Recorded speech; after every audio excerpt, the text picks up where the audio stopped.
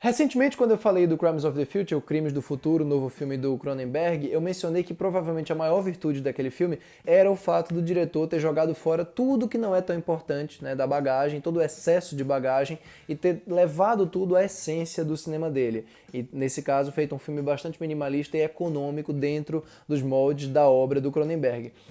Dadas as devidas proporções, eu vou dizer mais ou menos a mesma coisa aqui do Telefone Preto, o novo filme da Blumhouse, dirigido pelo Scott Derrickson. É um trabalho que nas mãos de qualquer outra pessoa com uma proposta mais pretensiosa poderia gerar ou um filme muito restritivo, na maneira de repente exploratória, como poderia trabalhar com o mote central, que é muito pesado, ou insuflado de subtexto, que é uma coisa que está em alta no cinema de horror de prestígio há pelo menos uns 6 ou 7 anos. Felizmente não aconteceu nada disso e esse daqui é um dos bons trabalhos do gênero de 2022 e provavelmente o melhor filme do diretor até o momento. Antes de entrar em mais detalhes a respeito do Telefone Preto, claro, vou lembrar você mais uma vez aqui, caso ainda não tenha feito isso, ainda não tenha se inscrito no canal, se inscreva aqui embaixo no botão de inscreva-se, curta também o vídeo porque isso ajuda muito o YouTube a recomendar o canal para outras pessoas e, naturalmente, coloque aí o sininho das notificações ativado, que tem logo abaixo, porque só assim você vai ser notificado quando a gente postar vídeos novos aqui. E caso você queira acompanhar outros comentários meus, de repente, sobre filmes que não dá tempo de trazer para cá para o canal, que é muito comum de acontecer, você pode me acompanhar tanto na minha conta do Twitter quanto na minha conta do Letterboxd. Eu estou sempre falando sobre lançamentos que eu assisto ao longo das semanas por lá.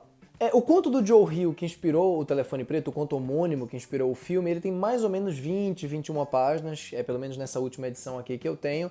E é um conto, na verdade, muito com cara de conto, né, de conto cautelar, de uma história que tem um elemento fabulesco muito característico, um elemento de sobrenatural que se insere no contexto realista, assim como no filme. E o trabalho que o Scott Derrickson faz aqui, que tem mais ou menos 1h30 de duração, é um trabalho muito respeitoso, levando em conta essa duração e essa natureza do conto. A trama, que é ambientada na década de 70, segue uma cidade em que as crianças começam a desaparecer. Cerca de 5 crianças desaparecem antes do próprio protagonista, que é o Finney, que tem uma irmã mais nova, com capacidade ali de clarividência, assim como a mãe deles dois também tinha.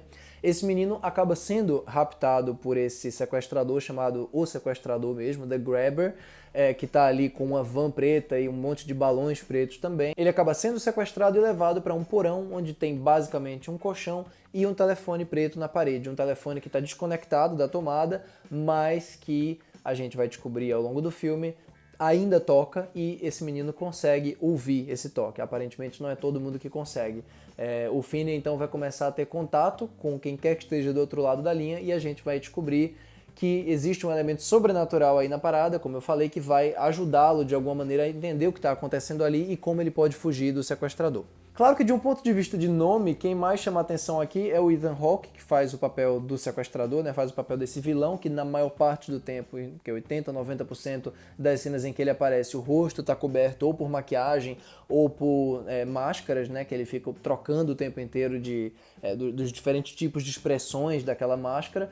Mas eu queria chamar a atenção para a interpretação muito sólida, muito competente desse menino chamado Mason Dames, que está fazendo o primeiro grande trabalho dele aqui, e é um trabalho muito impressionante porque você não nota a interpretação infantil.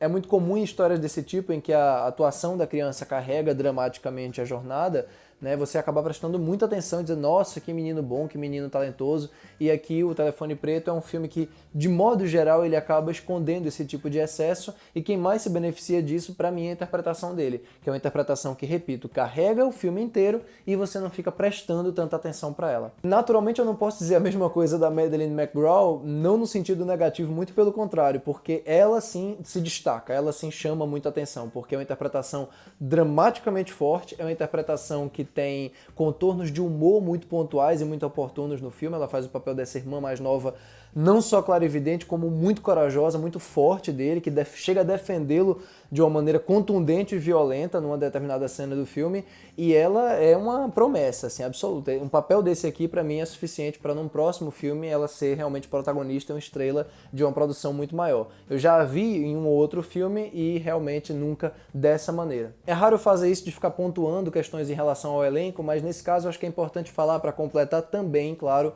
do Ethan Hawke, que é um ator que, como comumente é associado a papéis de leveza, de simpatia. Ele tem realmente essa persona. Ele protagoniza uma das minhas trilogias favoritas, por exemplo, que é a trilogia Before, né, do Richard Linklater, e ele é realmente um poço de simpatia, de graciosidade, etc. E nesse papel, naturalmente, ele está fazendo o pior dos monstros, né, que é assassino de criança. Não dá para negar que ele faz o máximo que ele pode aqui para despertar esse asco, despertar esse medo, esse pânico com relação à figura do sequestrador, mas é inegável que essa personalidade dele, essa voz dele e momentos em que a gente vê os traços do rosto do Ethan Hawke, eu, pelo menos, não conseguia sentir o mesmo medo, o mesmo receio, a mesma ansiedade que eu talvez sentisse se fosse um outro ator, ou mais assustador ou desconhecido totalmente. Talvez essa fosse uma solução mais favorável do ponto de vista do terror, mas isso não prejudica o filme, muito pelo contrário, até porque inteligentemente o Telefone Preto coloca as aparições dele bem espaçadas, quer dizer, a gente não fica vendo o tempo inteiro o sequestrador.